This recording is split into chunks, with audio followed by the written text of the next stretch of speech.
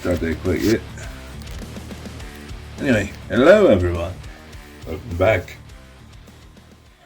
My name is Dakota Franson. I'm the CEO of the Bonkers Network, and I'm also known as the Specialist of the Strange.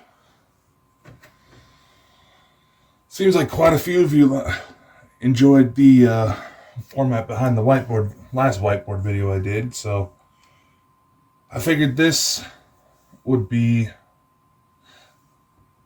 a good way to go about today's topic. So we're going to start trying to go into some bit more of the fun stuff. Because some of you have been asking, Dakota, I think I have a situation going on. How do we make contact, you know? There's a few different ways you can go about it. Like Elena says, you can, for those of you who follow Elena Denon, you can easily reach your soul family at any given time. Because they're connected to you, always and forever. That is a funky looking dude. That's going to bug me. I know y'all say that I do a good job on these videos. I'm often my biggest critic. Alright, so anyway, as I was saying, more often than not, our soul group is going to be the first individuals that come up. Now, when I actually did my interview with Elena Denon, I noticed that there was someone in the comments who was trying to ask, how do you make contact? And there were some people that were trying to come out and say, oh, it's not a good idea, to do channeling and all that, blah, blah, blah, blah, blah. Negative beings can hijack it. We're going to go into stuff like that. I tried to answer your remark, but for some odd reason, whenever I tried to answer a simple question, my phone kept crashing. Just on this comment. Anybody else I could respond to just fine. But hey, that's the thing. So, I'm going to try to go into the channeling bits, discuss what's already out there. As well as bring out some things that not a lot of people bring up. That I feel should be noted because, well, let's face it, just because it'll be self-explanatory. But let's first start up with the soul group. Now, this could be anything from ETs. Are you seeing it? Okay. Actually, where the light's sitting, that almost gives it a kind of a nice, ominous look. Actually, let's use a different color.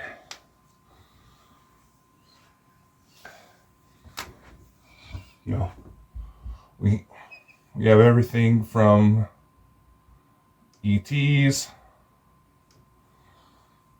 See a little antenna there. To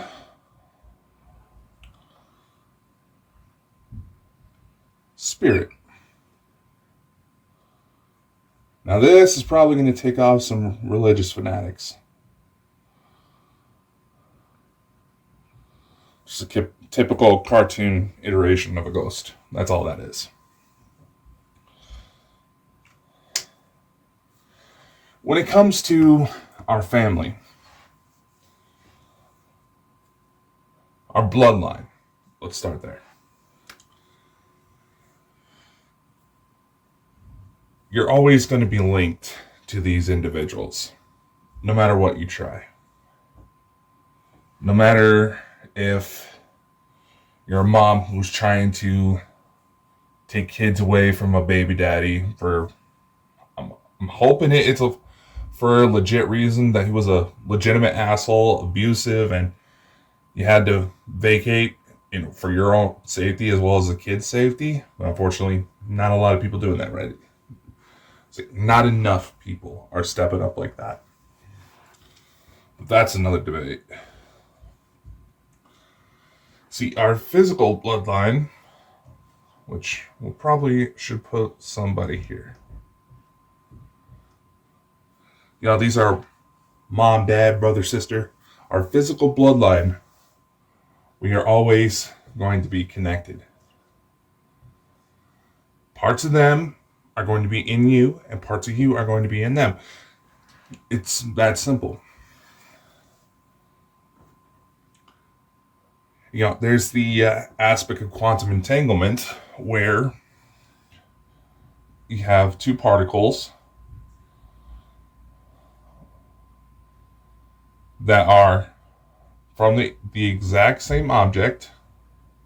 They are part of the same thing, being, whatever the case may be. You can shoot them out just about any direction opposite of each other, as far as you can get them. You can do something to one, for some reason, within a matter of milliseconds, the other one will react in the exact same way, even though nothing is touching it. The same thing happens with bloodlines. This is why you have things like twin telepathy, or siblings that, relatively close in their relationship. They just, kind of seem to just know, right? Now, of course, you can always have pattern recognition, where you just know someone for a long enough time, you're going to figure out their quirks pretty quickly. Or if you're in an extreme situation. Same thing applies with the ET side of things. Now, these are for physical beings. Say, like my situation where I have a wife and kids.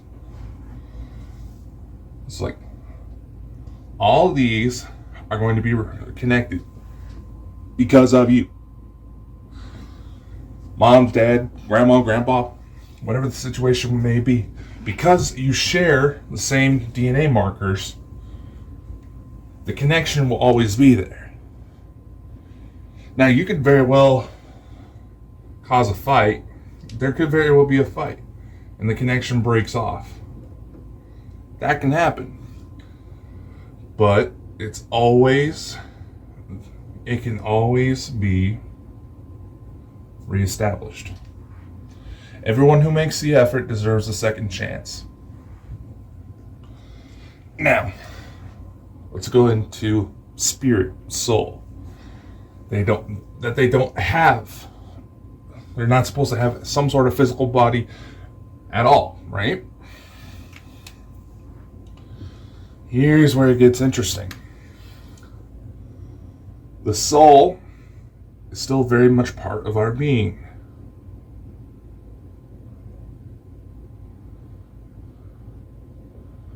We may not be able to fully understand it right now with typical means.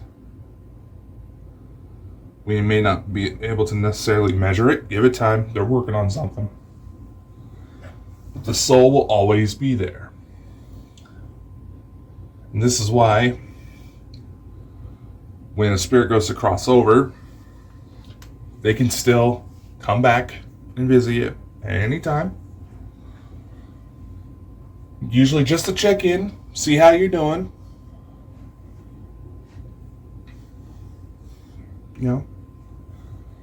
Maybe make amends for certain situations. Like I said in the last video, on episode, what one was that?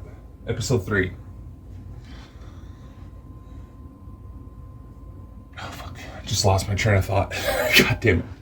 Like I said on episode 3, a lot of times this varies by case situation, but nevertheless, the connection is always there.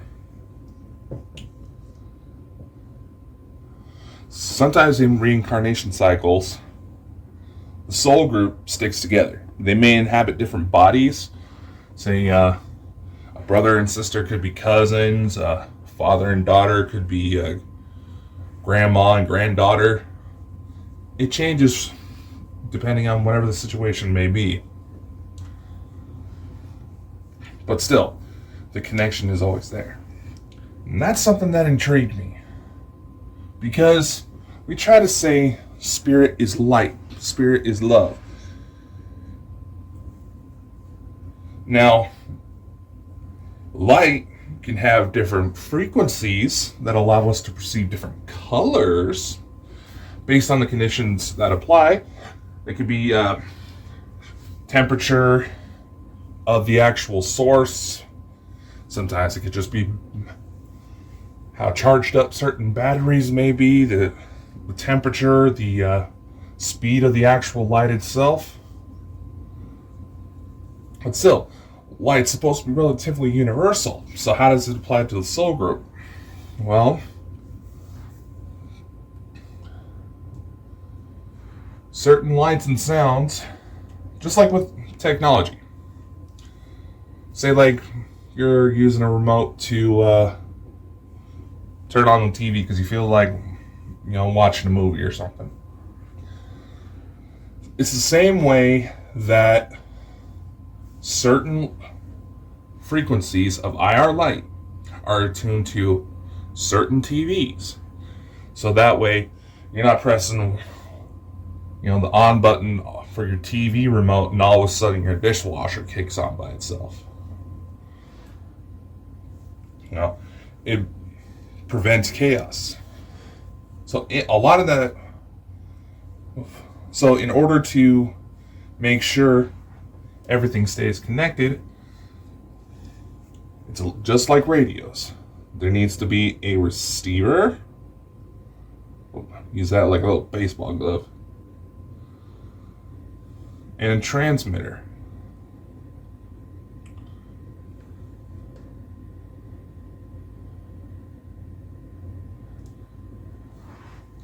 And these have to be in line. Which, according to Elena's work, comes down to DNA itself. So, this wonderful little thing here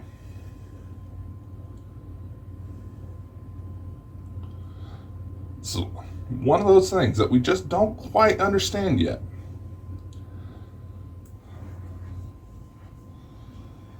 The answers lie here.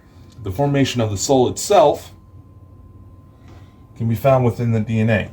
And those who have similar DNA markers, they'll have a little bit easier time. Now, you can also bound souls together, literal soulmates. There's actually different rituals for stuff like that to basically make those connections happen.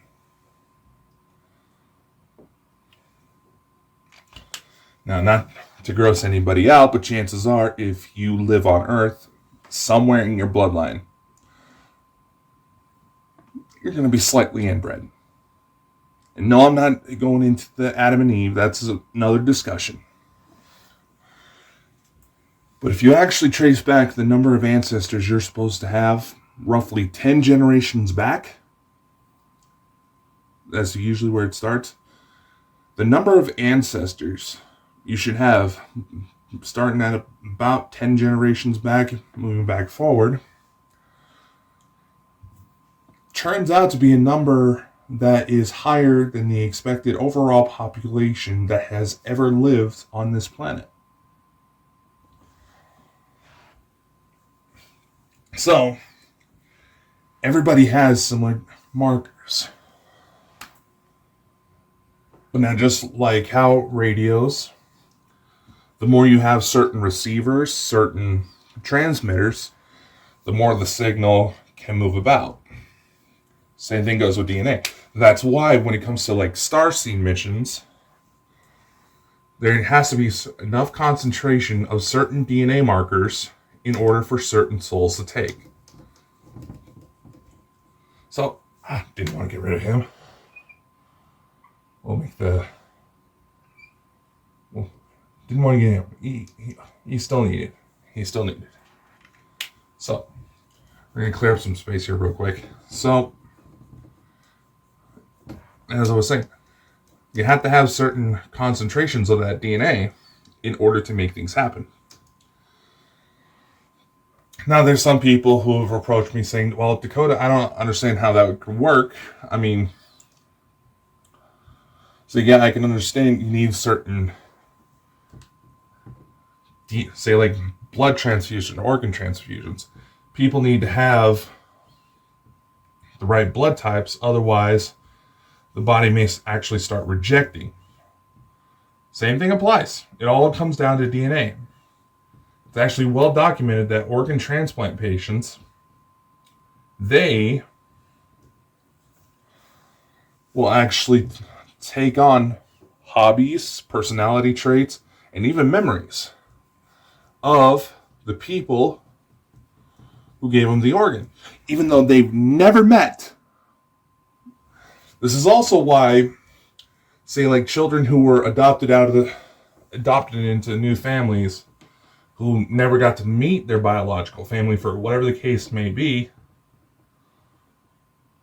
even they are going to have certain personality traits and even talents that their biological family possessed. It's a lot like how, say, if two artists got together, had a kid, there's a pretty good chance that that kid is going to be extremely talented when it comes to the creative arts. Yeah, it never fails. So that's why when I said that it was pretty obvious that the little girl I mentioned in my story was probably my daughter, there's too much in looks and personalities to where anybody I go to say I want a DNA test, they're going to probably look at me like I'm an idiot. But then that also brings into the fact that, certain families may have strong physical resemblance, all that fun shit. But that's another discussion. Today we're wanting to talk about how we can communicate. Something that we're honestly fucking up with one another here on Earth. And that's why we have so much drama these days. People are taking advantage of the fact that we're not communicating to stir up trouble. One concern that has come up is that, how are they going to understand? Sorry, I had a notification on my phone pop up and I was just trying to clear. How are they going to understand? Say like you're wanting to talk to ETs. How are they going to understand? Well, rest assured that because they have been monitoring, interacting with our planet for so long, they understand our languages. But every now and then, I've noticed this myself on quite a few occasions, they sometimes have a little trouble with what they're trying to say. Sometimes they just catch because there's a certain thing they want to say, but they just can't exactly remember what word we use. So sometimes they'll try to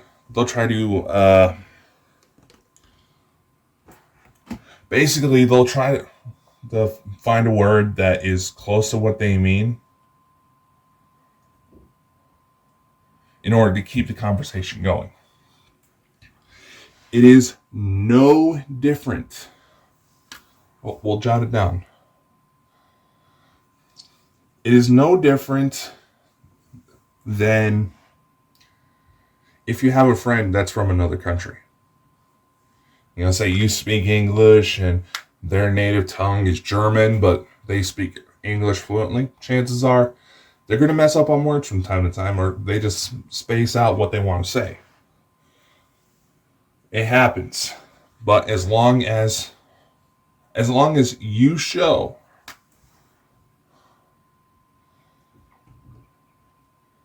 respect,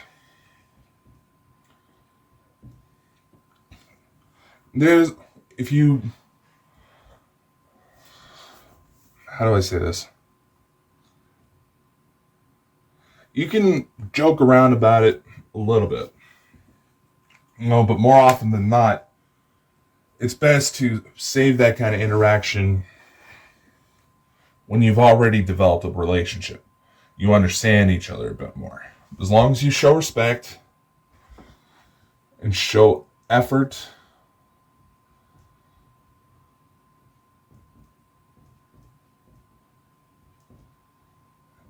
in understanding, you're being respectful and that you're trying to understand what the other person is saying. You're not purposely ignoring them or anything like that. As long as you keep to these two rules, you're going to be fine. It's just a good note to make. So,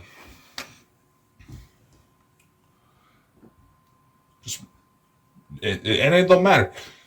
This could be from anyone from ET spirits or just the average person that you may pass during your daily routines.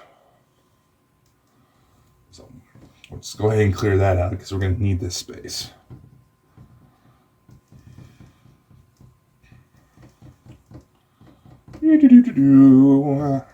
Hurry up. To find what I did with my eraser, but I haven't found it ever since we moved into this new house.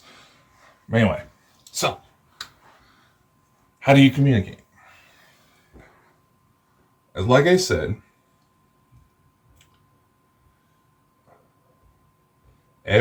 all of these parties are already connected in some way. Yes, there's certain conditions that may make it to where the signal just moves a lot clearer. But we're going to start out with conditions that can fit into just about anybody. Those connections already exist. A part of you is already to these individuals, and these individuals are part of you. That's why they are your soul group.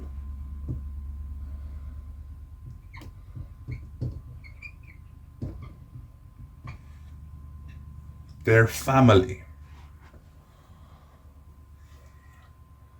All you really have to do is just simply focus. Drown out the noise. And what do I mean by noise? Just the everyday. Stress, trauma, maybe construction noises. If you got construction going on near where you're at, drown it out. Look from within and just focus on breathing. Focus on your heart rate. It's been found that the human EMF field, as well as all the fields around us, affects the surrounding environment. Just like how if certain electronics aren't programmed correctly, or something goes wrong, or you have a skilled enough hacker, the average cell phone can tap in, especially nowadays with smartphones. They can tap into just about anything if they're set up appropriately. Same thing works on a biological level. Just simply focus. If it helps, think of it as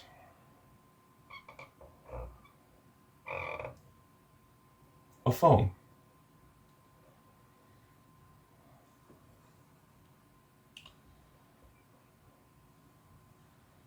landline for some of our older audience members. I know a lot of you like this little format because it's kind of the old-fashioned way. You gotta just remember, I'm actually a lot younger than I look. Don't worry about it. Everybody gets messed up. But anyway, focus inward on yourself. Say, hey, I want to talk to this person. Or you can use a living person as an example. Focus inward. Let your energy move out into the world. It doesn't matter how far this person may be. Eventually, that signal gets to them. They're like, the signal gets to them. And all of a sudden, they find themselves, oh, I wonder how this person is doing. You ever had that situation happen? Where you go to think about a certain someone, then all of a sudden, bing, you get a message from them on your phone. Exact same sort of situation. But this is energies, and it's all biological. This is stuff that's already in you. No need for implants. No need for any special psychic ability. Any average person can do this. Now, if these two individuals happen to be really close in their relationship, say like identical twins, seemingly knowing at all times what the other person is thinking, you know, they feel their pain and all that, it works.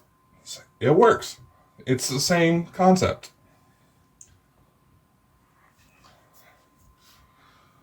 This relationship develops enough, you may actually start to notice what honestly looks like telepathy.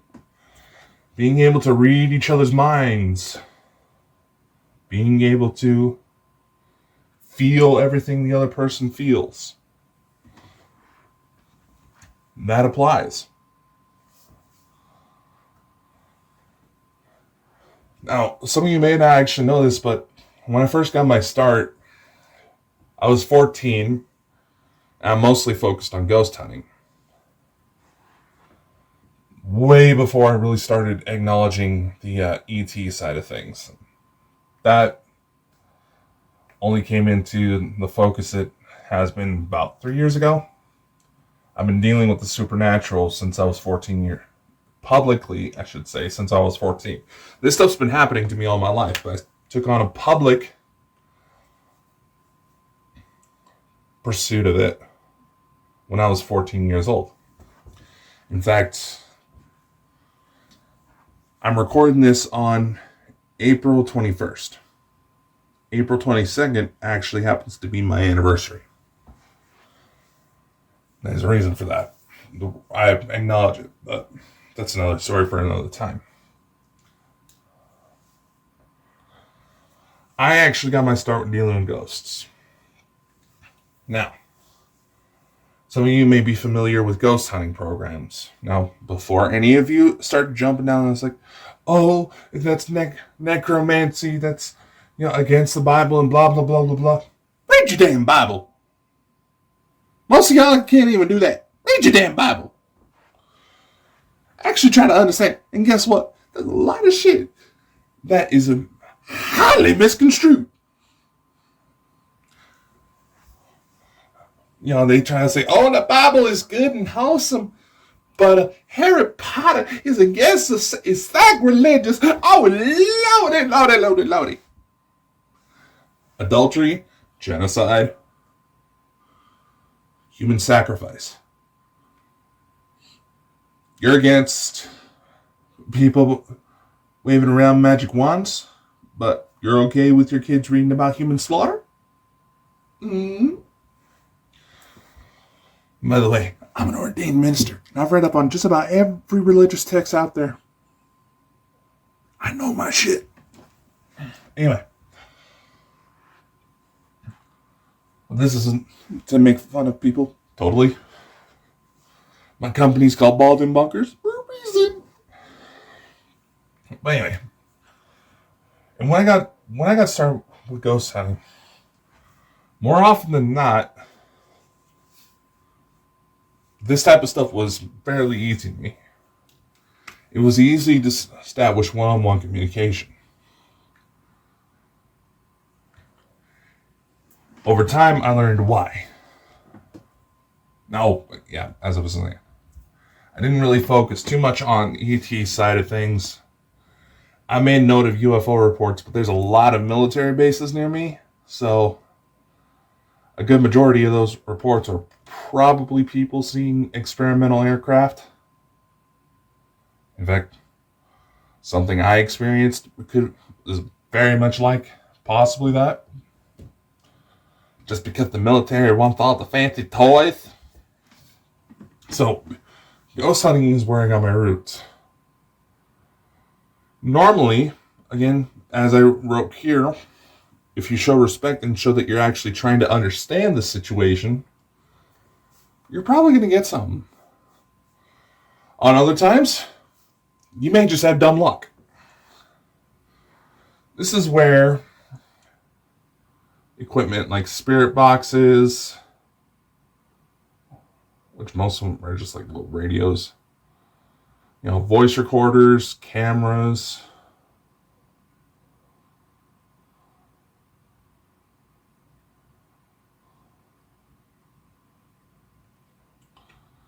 all that fun, fancy stuff comes in.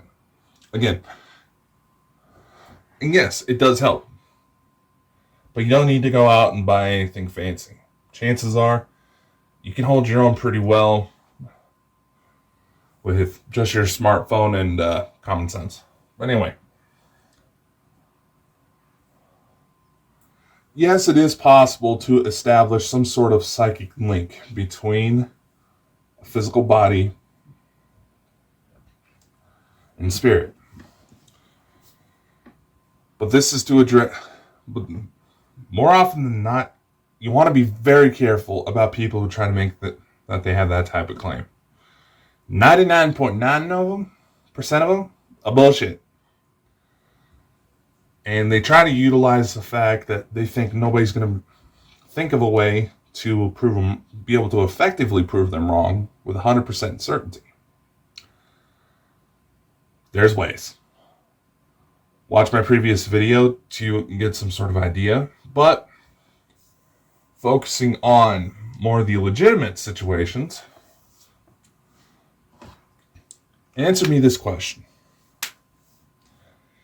Is it madness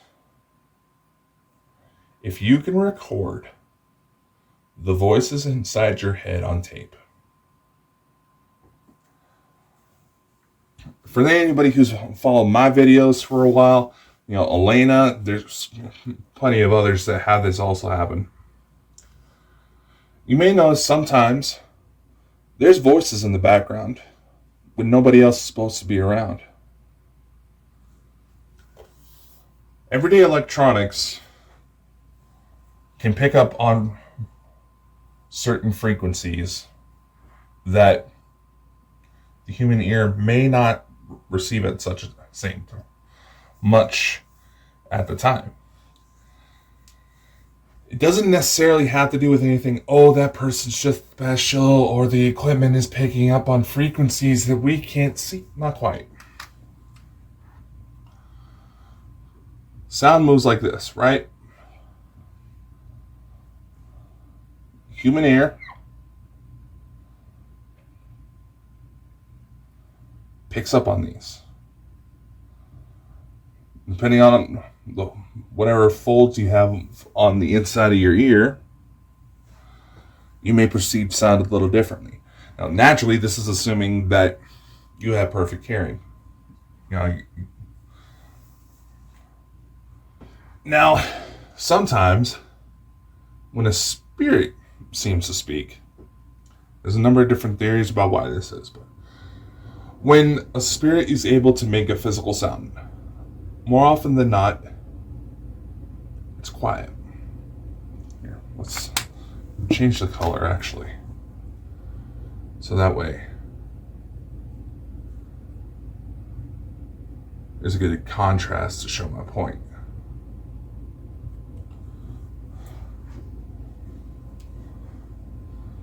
It may seem too quiet, go directly into the ear and not get registered because of all this other sound.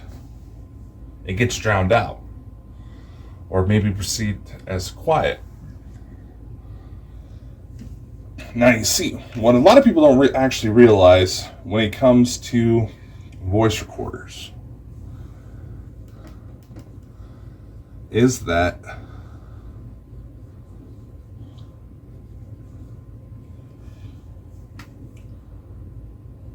more often than not, let's just like draw a little mic here. The mic, depending on what type of mic you have, condenses the frequencies, puts them into a normalized range. So that way it can be transmitted farther and clearer. It literally focuses on the particular region the spirit may be speaking at, the particular volumes, the particular frequencies. That's why sometimes you can catch voices in an environment that that the human ear didn't pick up on. But you also got to be careful, because your cell phone,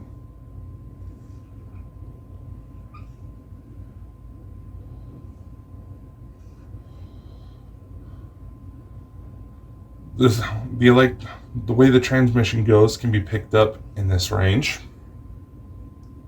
You can't really see that. Power lines.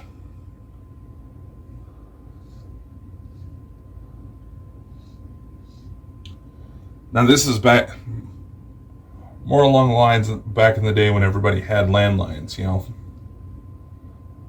phones that connected to the wall, that didn't have a screen. Not to make anybody feel old, but not a lot of people realize that landlines were very easy to tap into. A monkey with tinfoil and a metal coat hanger wired up to a cheap voice recorder that someone could get at the dollar store could pick up on phone conversations if they stand too close. It was that easy. If someone has a cell phone, you stand too close with most mics, you can pick up on everything that cell phone is transmitting. And there's not really a lot a person can do to block it. Yes, there's fancy satellites and all that, but that just helps narrow the signal a lot better. Especially with the implementation of artificial intelligence programs. And yes, it does happen. Edward Snowden wasn't crazy. If he was crazy, why would the government freak out about what he was offering to release? Just think about that. Let's focus more on the damn whiteboard.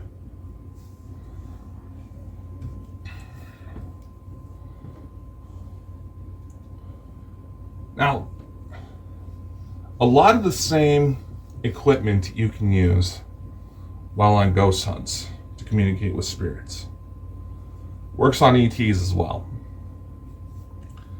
An example I use to describe how this works is a lot like older TVs where everything had to be run through channel 3 or 4, like old gaming systems, VCR, all that fun shit.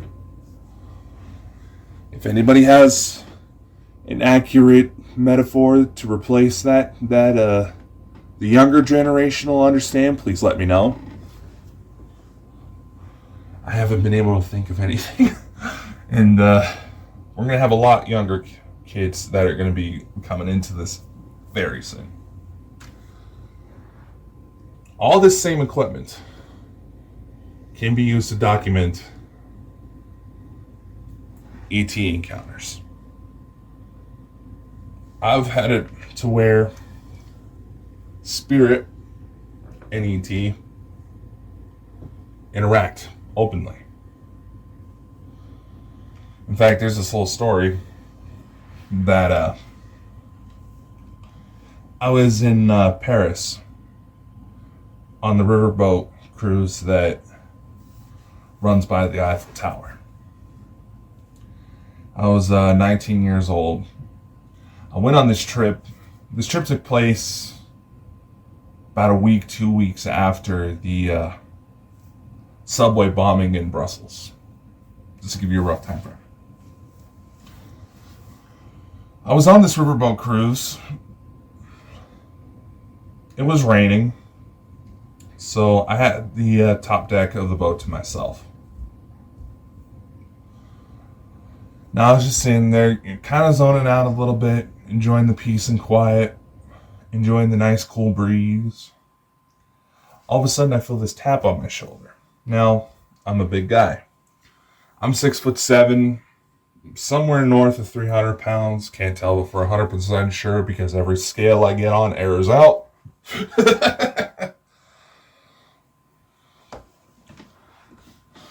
I'm a big guy, so I thought someone was trying to take pictures of the Eiffel Tower, and I was in the way, and they were just trying to ask me, like, hey, can you step aside so I can take a picture?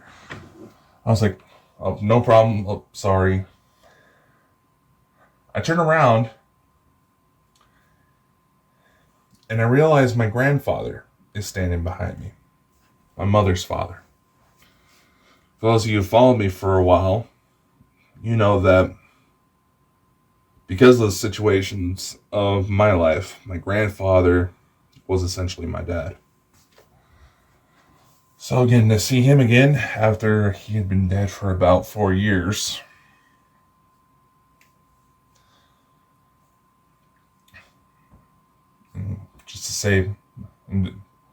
just to kind of elaborate on a remark I made earlier, reason why I celebrate the anniversary of when I started going public. April 22nd was my very first investigation. My grandfather was the foreman of a highway department in the area, and they had a lot of activity. So he was very much interested in this type of thing. So when he found out that I was getting into it, he offered up his place of employment. And we got a lot of hits. He was my first supporter, and he would always ask me questions to get me thinking, to make sure that I would make the effort to fully explain what I talk about and try to make sure I explain it in a way that people who may have no prior experience would be able to understand. Anyway, back to the story.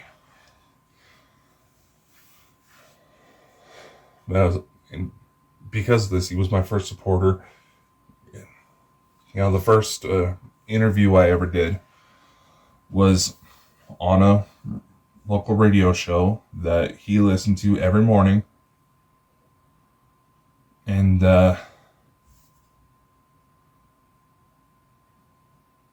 year I got started in all this was the year that we lost him to cancer. It was that following December, as a matter of fact. So it's been 13 years, but I know for a fact and have tapes somewhere that my grandfather still occasionally pops up. So just like he did in Paris, which caught me off guard. Granted, it felt amazing to see him. But he wasn't alone when he showed up. He was with my daughter, Olivia.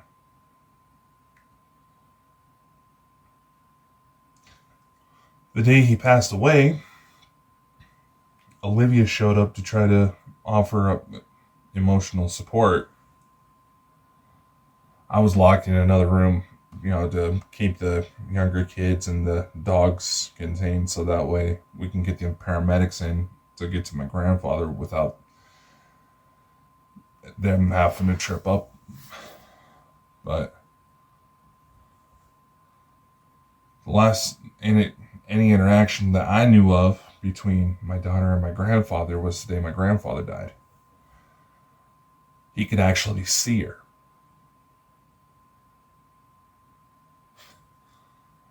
That honestly surprised my daughter.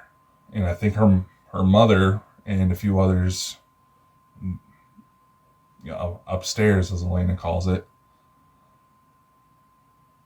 they all were pretty surprised too. So seeing them together was a nice little reunion. My grandfather, we got to talking. I asked them why they're here, so they wanted to come by to say that that he wasn't going to be popping up as much because he felt I didn't need his guidance anymore. His mission was completed. He was still going to check in, which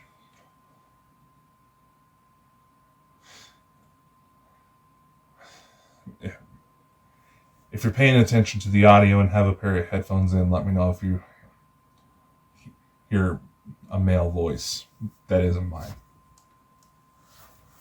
Because I was starting to feel him poking his head in. Snake! No, I'm just kidding, joking. He was deathly afraid of snakes.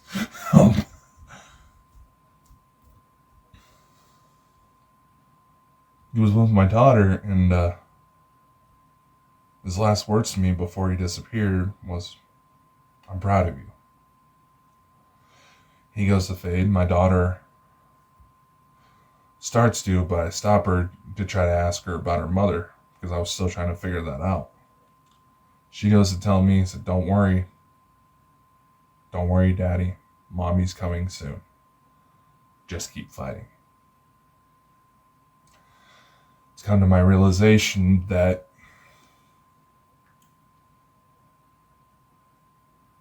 I may not be the only one in my family that left Talihara.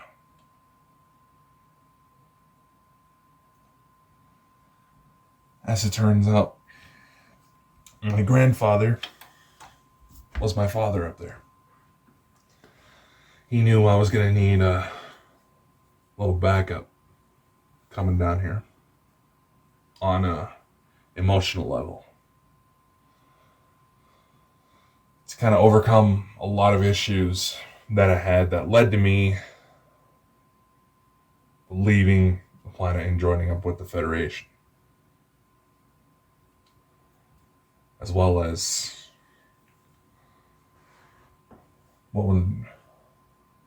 basically he was there to try to make sure that even though all this bad, no matter what happened in the world, I stayed true to who I was. I did my best to be a good man. And I thank him every day for it. And he not been around to smack me upside the head from time to time, call me out on my bullshit, I probably wouldn't be who I am today. Anyway, with that interaction, my grandfather, he popped up when I started experimenting with technology-based methods to get in touch with ETs, and that stuff that came out blew his mind. One method that I know a lot of people use that actually helped me out a lot when I first got started. It was at the recommendation of a medium friend of mine to look into Dr. Stephen Greer's CE5 protocols. It's a little app you can get on your smartphone, costs $10. People upstairs don't necessarily like the idea of having to charge money for it, but they understand that's just how this world works. And by charging for it, he didn't have to slap ads on it to make sure fees are taken care of. It's a whole pain in the ass process. So be sure to check in the links below to figure out how to get the CE5 app. I highly recommend it. He talks about a lot of the same stuff here, but uses slightly different terminology. There's frequencies in that app that were collected at, crop circles that showed electromagnetic anomalies.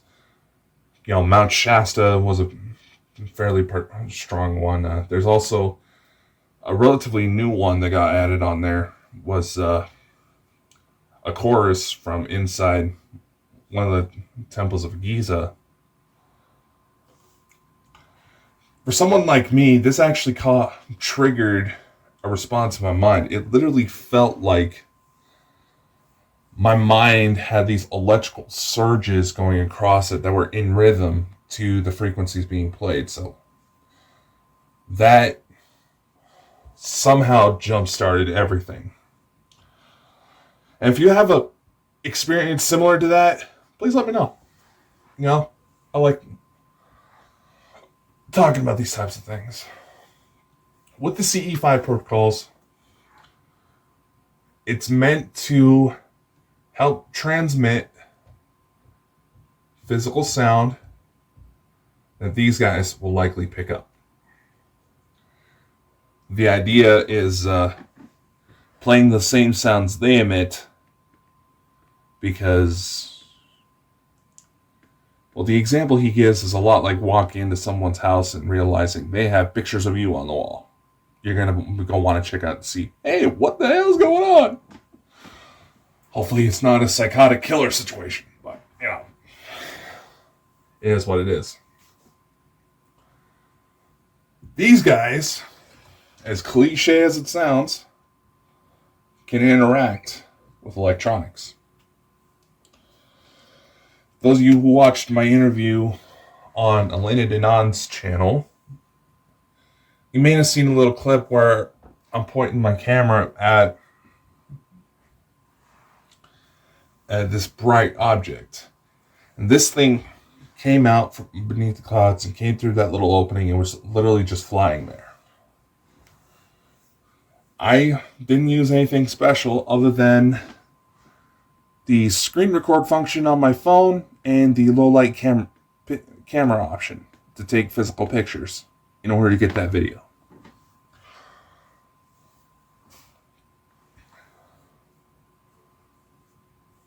This is something that you'll obviously have to experiment with because, again, you're not dealing with some dumb force. Every single one of these has its own intelligence to it. It has its own things going on. The ETs may be more than welcome to pass by and say hello, but they have jobs to do. Part of the reason why I had such strong interactions, such frequent interactions, is because... fuck it, we're going to erase this quicker. It's because the ones that were coming through were mostly my kids. Because, and I can say this with the utmost confidence, that as much as I want to go see them, they're wanting to come down to see me. So when you have these interactions, you have to make sure that the situation is understand that the situation may not necessarily be safe for them. They may be legitimately busy. With spirits, could very well be the same thing. There could be a negative being on the premises that they're too scared of to try to interact. I've seen that on multiple occasions. Now, some people claim, I'm skeptical about some of their claims, but they claim that the interactions with certain spirits, the spirits were saying, yes, we're more than willing to talk, but there's some sort of higher power, for lack of a better word, that keeps them from sharing too much. You know? That we're not ready for certain information. And we could very well not be.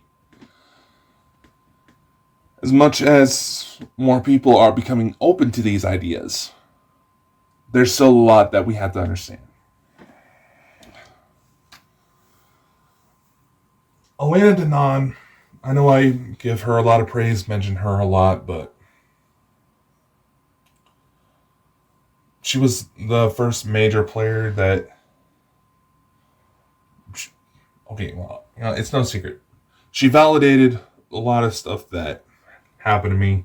And first off, I love the woman to death, love everything she does, because she actually tries to know what the hell she's talking about.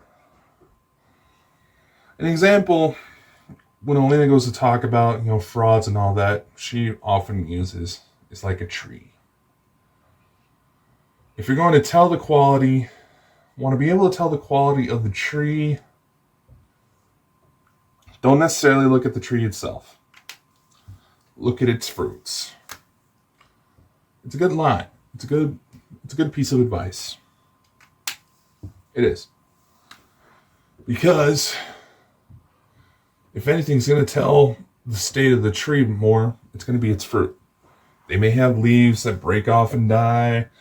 Certain branches may have got burnt because the tree got struck by lightning. The tree itself could very well be good, but the fruit is its biggest indicator of what's going on.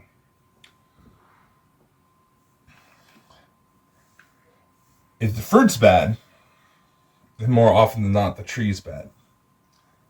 Not quite as... excuse me. Not quite that black and white. See, with certain fruits, if you bite into them before they're ripe, they can kill you. Either because they have poisonous compounds. I know I'm making a lot of noise. I'm almost done. My cat's yelling at me. A lot of fruits, before you try to eat them before they're ripe, you can actually get very sick. If not, it could potentially kill you. One certain fruit that if you eat it before it's ripe actually has small crystal shards in it. Crystalline shards. That if you go in to bite into it, it's going to rip out your throat. Simple as that. Certain information may not be ready to come out. The fruit is not necessarily ripe. In order to get all the necessary nutrients, in order for the protections to be gone away, to where it's able to be safely eaten, so that way the seeds can go out and plant new trees, either from little birds eating on it, squirrels, what have you.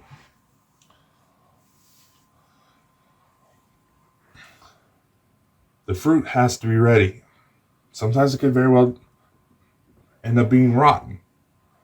You go to eat it, yeah, you're going to get sick.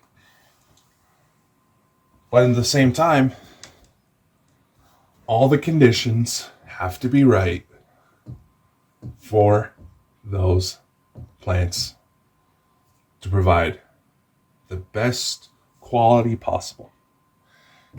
Water, sunlight, good air.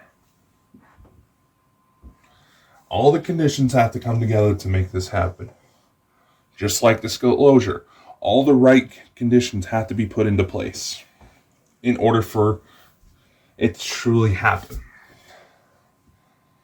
And that's why I also say that while yes, like on episode 3 where I mentioned everybody has an inner BS meter, we also have to acknowledge that there's a number of conditions where our own senses could easily be compromised. anything from personal biases, religious upbringings, cultural upbringings. And one thing I didn't mention, but should be fairly obvious, if someone has a head cold,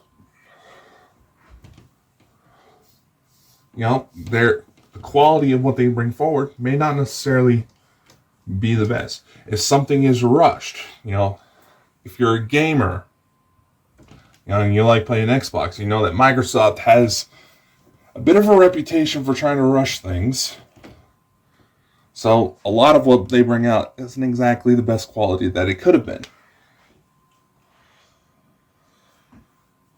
But something that also a lot of people don't realize is that because of mass production and keeping up with demands, a lot of fruits that you see when you go to like the grocery store or that are grown today, they have nowhere near the same nutritional value because the process had to be rushed. Because people only focused on one side of things. That's why we need healthy, friendly, respectful debate. Because this person may see that stores empty, people hungry, bitchy, but farmer boy over here, he's got a little piece of straw in his mouth. Farmer boy over here sees that the fields ain't doing so hot. There's vermin. There's birds. Chemicals.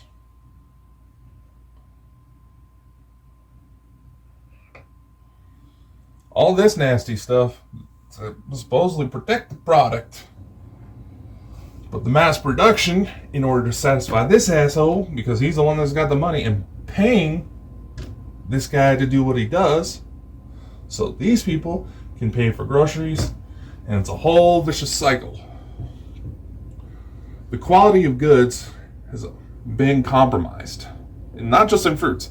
A lot of our electronics, the phrase, they don't make things like they used to. Well, did you know certain companies can actually be fined if their products are too good? If their light bulbs last too long, or if their cars don't break down as easy? All for the almighty dollar. And I'm American, that's why I use that symbol. Understand things have to take time. We have to work together and acknowledge where everybody comes from. And this is something I'm trying to get through to you guys. Because yes, they try to say, but we're going to just know the truth. Yeah, that could very well be it. But again, situations that you may be flat out ignoring in your personal life can compromise your ability to process everything. And not even the most brilliant minds are going to be able to consider all factors. That is why we have to work together and gotta stop with the petty bullshit. Like this whole woke culture and Bud Light. First off, alcohol is literal poison. Probably shouldn't be drinking. Probably shouldn't be drinking it at all. Yes, it can make for some tasty dishes, and every now and then, for a celebratory occasion, why not? It's your fucking life. But bigger things are afoot. The world is changing as we know it. There's no debate in that. Powers that be are freaking out. the public and started catching on to the bullshit, but they're not exactly looking in the right spots. Say we have issues with government, oh, blame the president. President's just as fucking clueless as the rest of us sometimes. They may have direct lines to people that would be more knowledgeable, but more often than not, the people that we're pointing the fingers at are just as clueless as the rest of us. We have got to stop trying to isolate one another. And I don't care whatever the situation may be. We've got to be better if we're going to survive this. We have to work together. And because we have so many people that are confident in their ignorance, that are proud of it, we have to have healthy amounts of skepticism. As a checks and balances system, for lack of a better word. Even ones who have well established that they are credible sources, they'll understand that people aren't going to necessarily agree or understand what they say at first. But again, as I mentioned in one of the previous videos, they're going to let their track record speak for themselves. They're going to be open to discussion because they may not know certain things that other people pick up on. But that's the point of why we come together. You know what? You're not going to get along with everybody. We can all hold hands, sing Kumbaya, and go out petting the unicorns all we want. But certain personalities are going to clash. It's inevitable. But just because you may not like someone's methods, quite frankly, as long as you know people aren't getting hurt, who cares?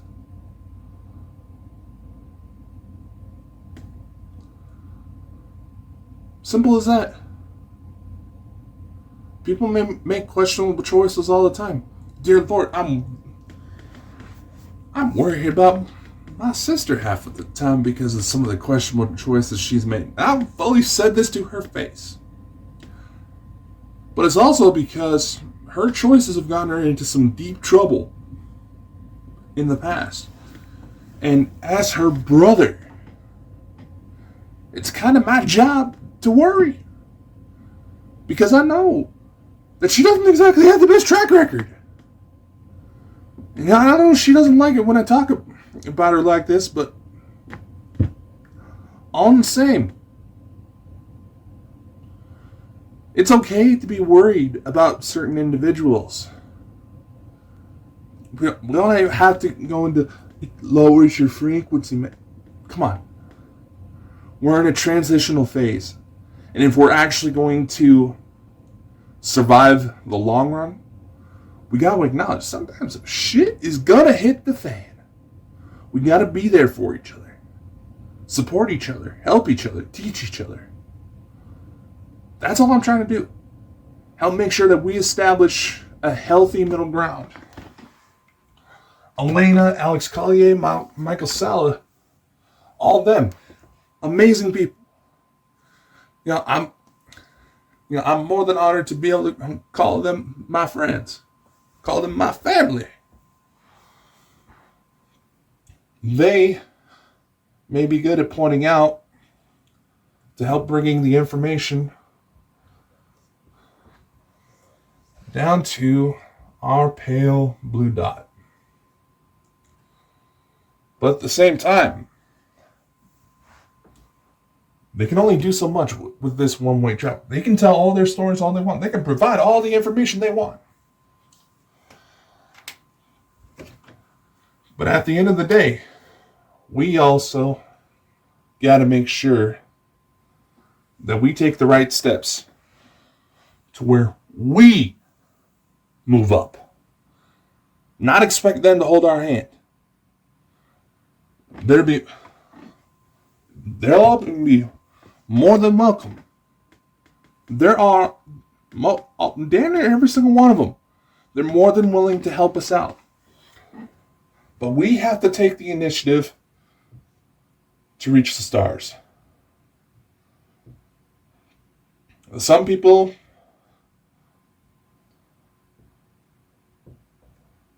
that oh, I'm sorry, that looks awful phallic.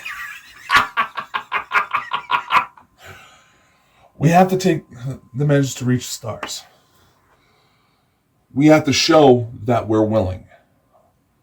So that way, our friends upstairs don't decide to hit the eject button, get all their people off of our world and just leave. I don't see them doing that. Based on the chatter I'm hearing, things are going very well. Naturally, there's going to be parties that try to sabotage things on all fronts, but everybody's learned from their mistakes. But at the end of the day, if there's anything that this adventure has taught me, is that if you are fortunate enough to have someone in your life, excuse me, damn allergies.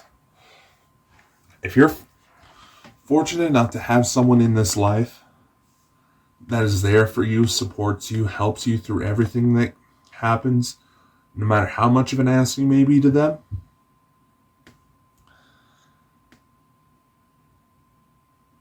don't you think you owe it to that individual to be the best version of yourself possible? Even if you don't necessarily believe in the UFO situation as it is now, as we're presenting it,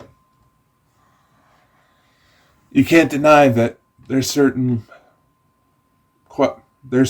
lessons that can be universally applicable.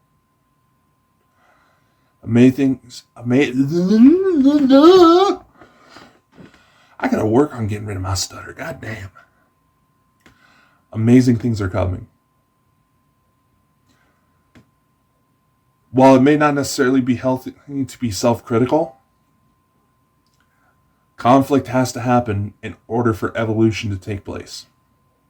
It's okay to be a little self-critical, because it can help motivate you to improve. That's all it is. Much love, everyone. My name is Dakota Franson, Specialist of the Strange. You can find me on Bald and Bonkers. You can find me on my own website. You can find my newest book, A Journal of the Strange, which is formatted to help anybody who's interested in documenting their experiences. You can find me in books, movies, TV shows, video games. I'm all over the place. Just Google. We also have the Bald and Bonkers TV network, so if you want to catch any of the previous shows that we may have had on, content from other amazing creators, we got movies, music, even gaming videos if you're into that.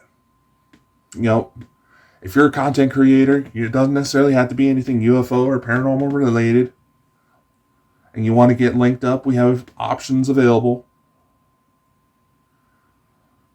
Bald and Bonkers is my company, and I'm doing what I can to make it a company that allows people to pursue their dreams without any higher interference. I'm more than willing to help you. Feel free to message me on any platforms with any questions or help. If you want to interview me, that's cool too. Just let me know. I'm more than willing. Like I said before, I try to keep the lines open in case somebody thinks I can be able to help them. Start abusing those. I will stand my ground. Much love, stay safe, stay weird, everybody.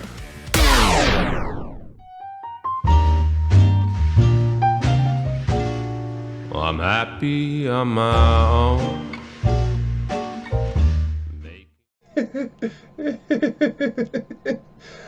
I realized I forgot something. Hi. So, one thing I did want to kind of bring up is that I wanted to address is that a lot of people are concerned about negative influence. Negative beings hijacking these sessions because it's seen as an open air and all that. There are ways to protect yourself. If you look in the description of this video, there is a link to a protection meditation that I've actually put together, utilizing a sigil that looks a little bit like this, but here's the one I designed. That's been battle tested against some very powerful, very dark beings. One that in particular that I have one hell of a story for, and I'm going to start putting together some announcement videos for people to speak out if they ever encountered this thing, because the documentary that my company's been trying to put together for a while, a lot of new information has come forward to where we may have to make it a bit of a two-parter. But very exciting times are ahead. These negative entities, there's a number of different ways for them to interact. And it's because, much like technology, the human body can actually be hacked. It is actually well known and documented that certain frequencies can be applied to certain parts of the brain and affect brain function. The experiments which led to MK Ultra being founded was because the doctor in charge of it, I can't remember his name off the top of my head, he demonstrated that the most laid-back, docile monkey could be turned into a potential rage-killing machine like that using electronic waves. And they have actually figured out how to do this remotely. The human brain can be hacked. It's surprisingly easy for such a complex structure. Negative beings, they follow a very similar aspect. The demonstrations I mentioned earlier mostly focused on situations where you may not have an implant. If you have one, chances are everything I discussed is going to be several times stronger. Because even implants from the Greys, they essentially try to integrate the technology to where it works with biological functions. There's no aspect of rejection. That's something that private corporations are trying to put together, say like with Musk's Neuralink. Some very interesting concepts and potential uses have come forward. I've said it before and I'll say it again. There's several stories that we may not ever be able to prove to be 100% factual or 100% bullshit. This is not talking about resonance or anything like that. This is me saying that if you're going to try to prove that these situations are legitimate in today's climate, for lack of a better word, prepare yourself like you're getting ready to go to court. That's the best line of advice I can give you. Extraordinary claims require extraordinary evidence, right? That's been tossed by Carl Sagan. An alteration in the event that the evidence is not readily or safely able to be obtained. There's a level of difficulty behind it for a number of different reasons. Extraordinary claims require extraordinary investigation.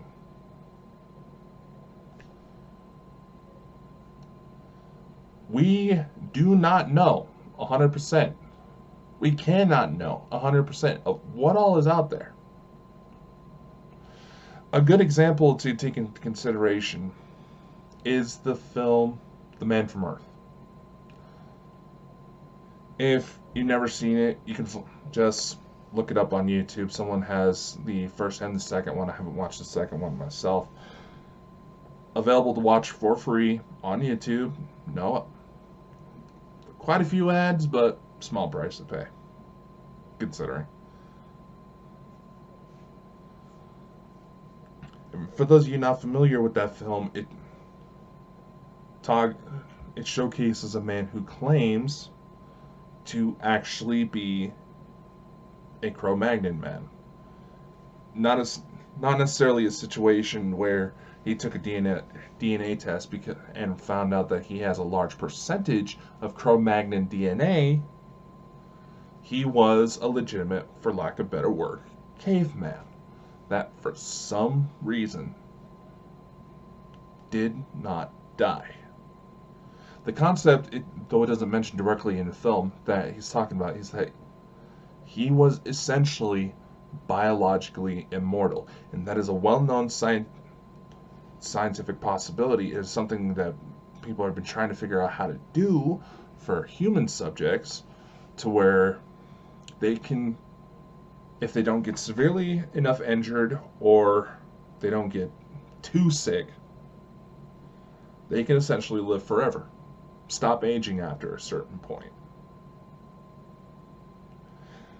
You know, certain estimates say that the human body as it is now, in theory, could live to where it could be 150, 190, almost 200 years old without qualm. This is not meant to go into any religious claims of saying like Adam and Eve, where they lived like over 900 years. This applies to how we are in today's circumstances that any average person can come into. With this film, it shows a lot of the similar reactions that we would find in mass when it comes to the UFO discussion, with contactees coming forward. There's people that are going to be open to hearing more about what led the person to believe this information, that these incidents actually took place. There's certain people that are going to get hostile.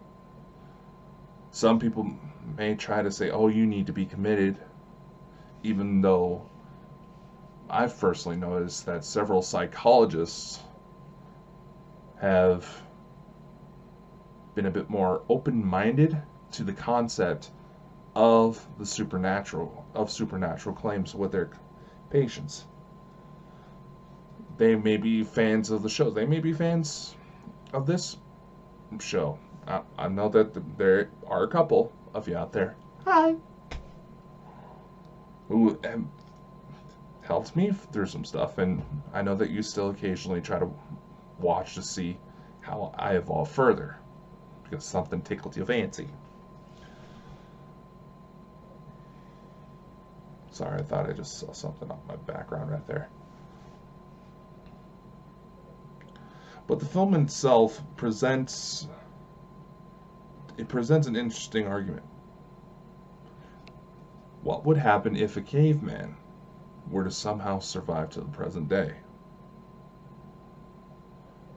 And it's often speculated that, due to anthropological evidence, that Cro-Magnon would practically be indistinguishable from modern human.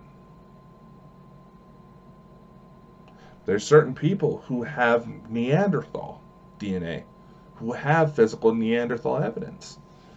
That's because somehow, one way or another, all of these early humanoid species interbred at some point. Then we have the situation of the Cedars and the Anunnaki coming down and implementing even more DNA strands into something that already existed.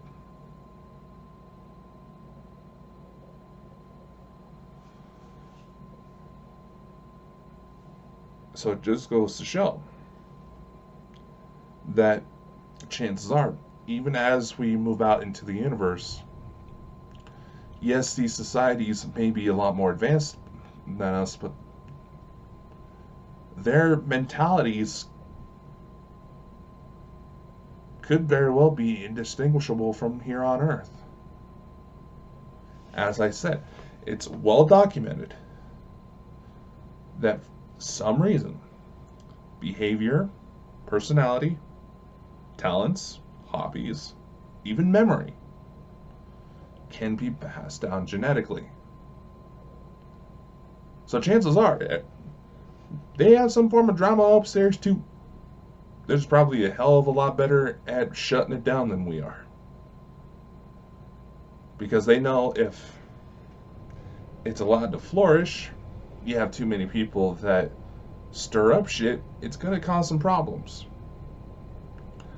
And when you're out in space, and you got people causing issues, that can put others in lives at stake. And that's something they can't have. They may have the equipment to be able to handle it better, to be able to handle space travel a hell of a lot better than we do. But if people are causing problems, the one phrase you never want to hear out of an astronaut in space is, uh-oh.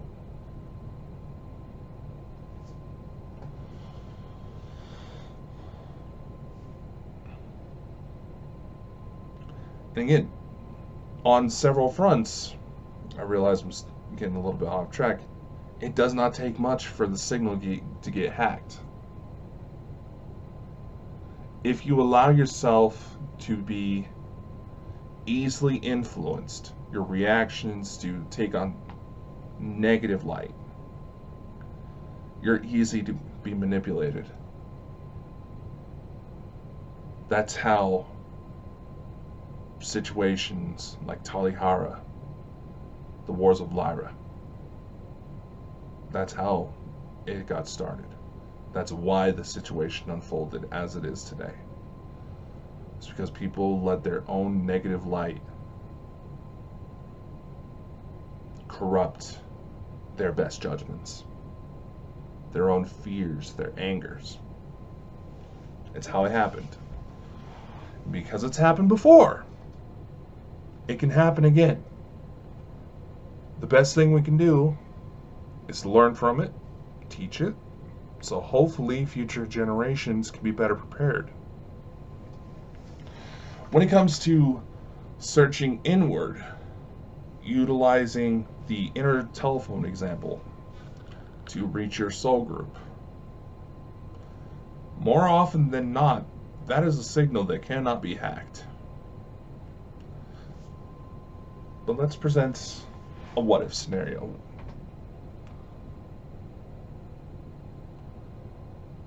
And let's use the dynamic of a child who escaped an abusive parent. I mean, legitimate physical, verbal, sexual abuse.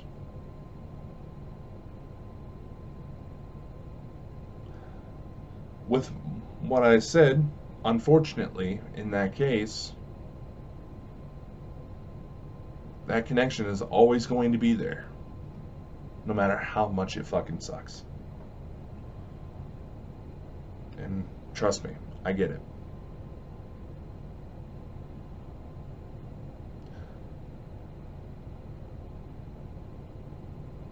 And depending on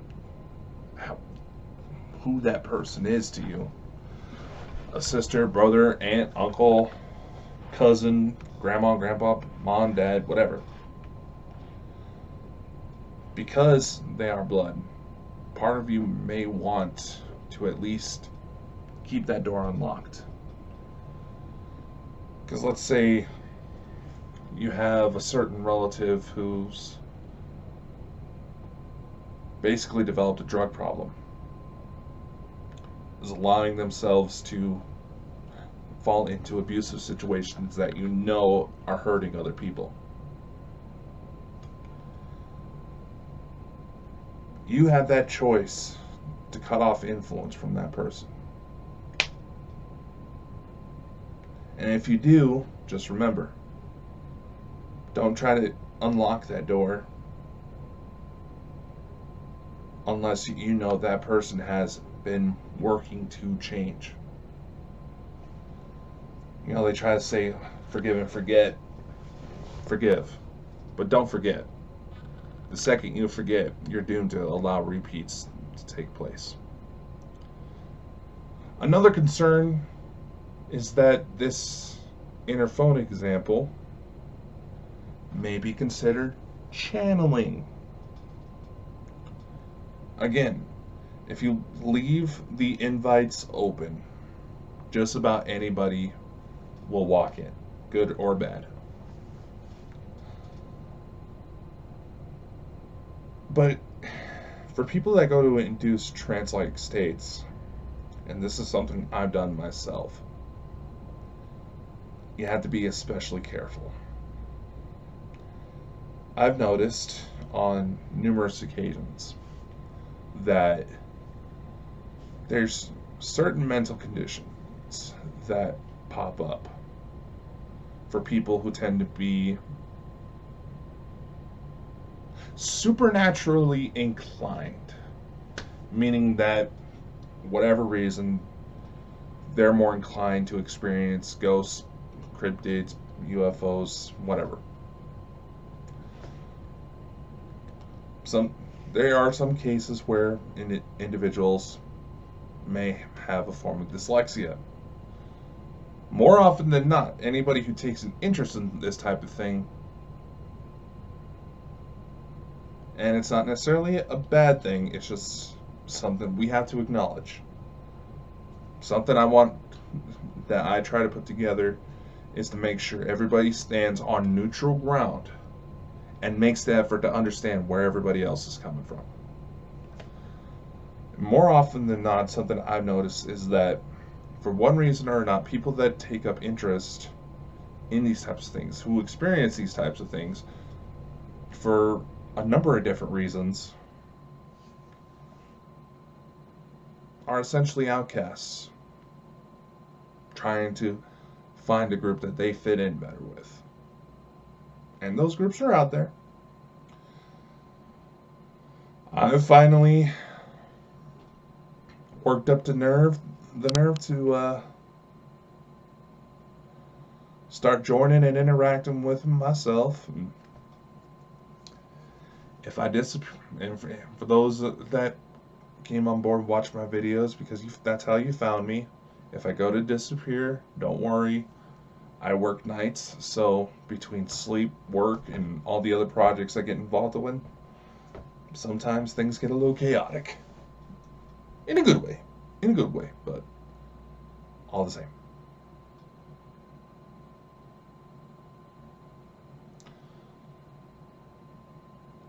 More often than not, like I said, but back to what I was saying. See how easy it is to get me off the rails? More often than not, people are social outcasts. For those who exhibit genuine psychic ability,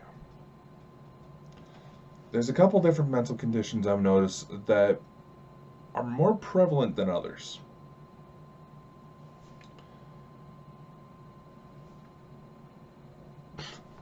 My cat, sorry. Autism, the two conditions, forms of autism, and most concerning, epilepsy. Dakota, that seems kind of extreme. Why do you say that? Think about it. The rolling eyes in the back of the head, the violent convulsions, mumbling in tongues. Epilepsy. And it's actually been noted that people who, when they have seizures, genuine seizures, they may sometimes have visions. Now, you're not always going to have the violent convulsions. There's also something that's known as Jonesian seizures. I believe that's what they're called. But essentially, the individual is going to zone out when they have something. And it's actually been noted on several circumstances that whenever my stutter kicks in, or when I pause like that, sometimes you may actually hear other voices. Physically caught on camera. So again, if you're able to catch the voices you think you hear inside your head on camera, on tape, does that mean you're insane? And like I got into a little bit on the last episode, you can even use your smartphone to be able to try to listen, utilize how a typical microphone actually compresses and focuses in on certain ranges of frequency, sound frequency, so it's able to transmit better. You can use that to your advantage, ideally if you have good hearing. And all you'll need is a smartphone to go into your settings, accessibility settings, and turn on something that's similar to ample audio. Essentially what that does is you can use your smartphone as kind of like a hearing aid. I will say that if you're the type like me who left it on because weird shit seems to follow you, and more than often you can't whip out the fancier equipment quick enough to catch it, so you try to utilize what's already on you at all times. Because if you try to get fancy equipment like thermal, night vision goggles, spirit boxes, things like that, you might get flagged by TSA. That's actually something I've known several groups to have an issue with. Excuse me. But all the same,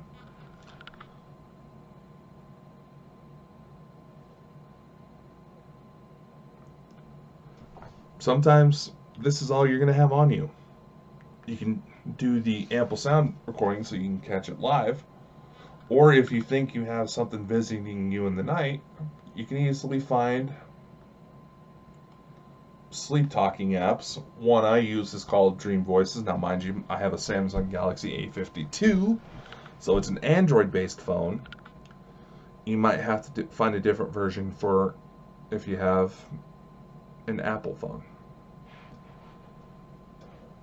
You don't need to have a fancy background in anything or special knowledge of anything to be able to see for yourself what's going on, to try to plot your course upwards, meet the individuals coming down halfway, show that you actually try to do your homework.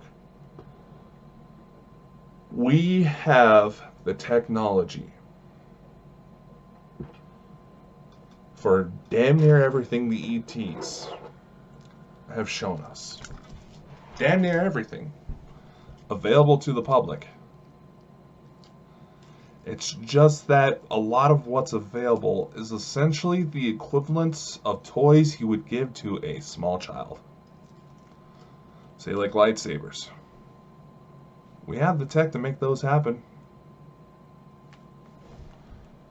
And chances are, laser pointers are going to be the bases. Sorry.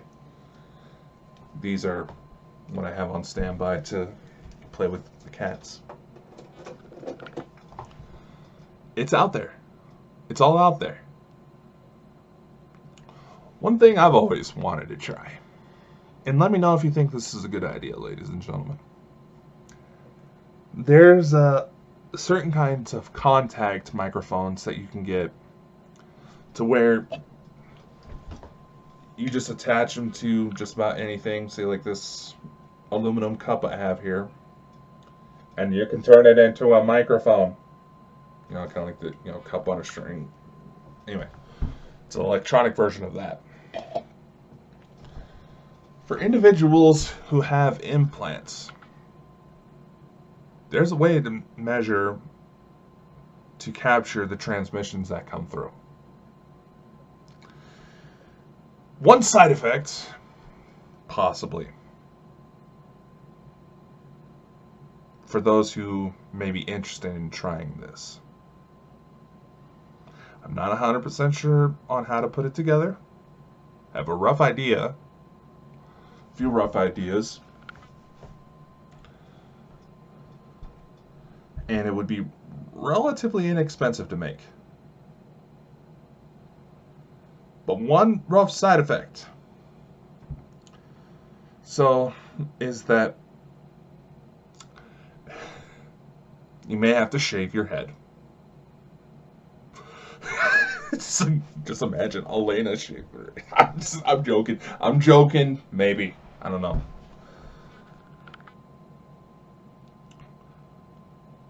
These implants, even though they try to work, they work on different sorts of densities at times to where they're hard to detect with most equipment nowadays. There's still an electronic component.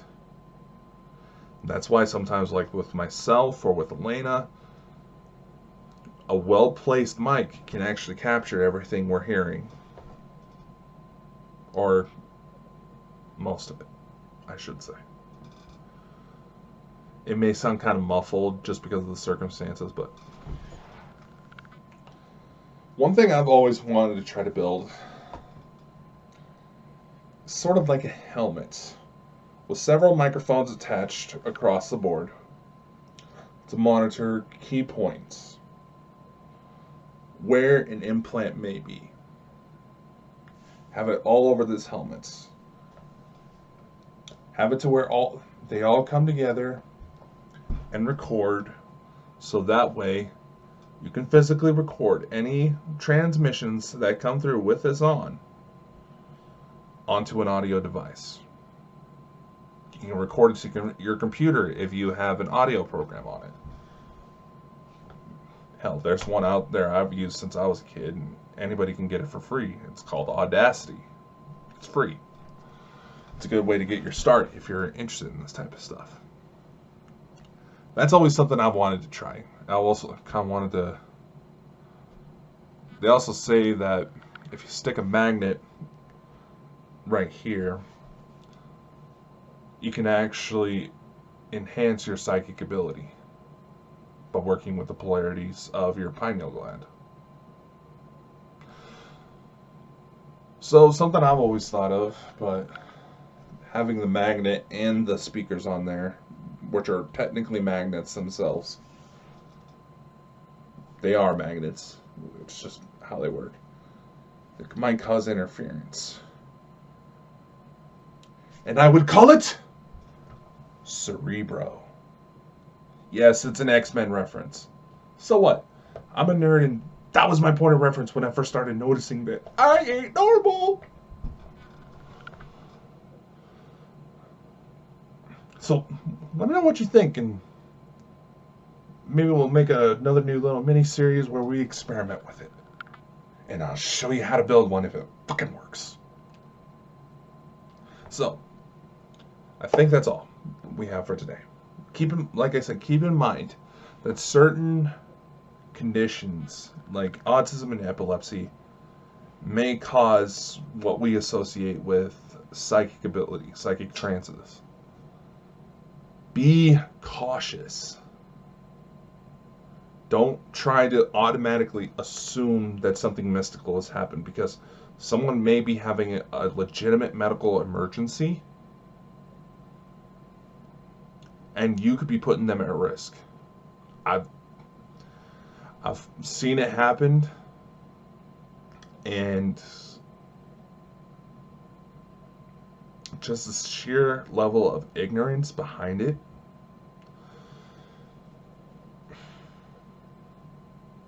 Someone's life was put on the line had I not intervened, so. Oh well, that individual is better, and the people that butted heads and parted ways probably for the best. So, it is what it is, unfortunately. Like I always say, as much as we want to be all love and light, we have to understand and acknowledge that the dark path is always going to be there. Conflict breeds evolution.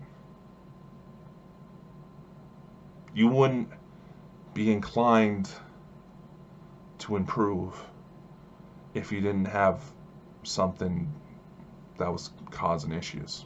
You know, it's like the old saying goes, if it ain't broke, don't fix it. Quite a lot's broke. And while we may not just understand how to fix it, not taking steps to fix it is even worse. So, I hope you all enjoyed this video. Definitely seems like a lot of you are enjoying this format, so trust me, more videos are going to be coming like this. I'm going to try to keep it to where they air about the same time every day, every Friday, and they're going to be scheduled in advance. So in case that I get caught up in something else, you know, there's still content locked and loaded, ready to go. That's just a personal preference on there. So now I bid you adieu. Much love. Stay safe out there. Stay weird. Always keep your mind and heart open. You'll never know what you may find. Stay safe, y'all.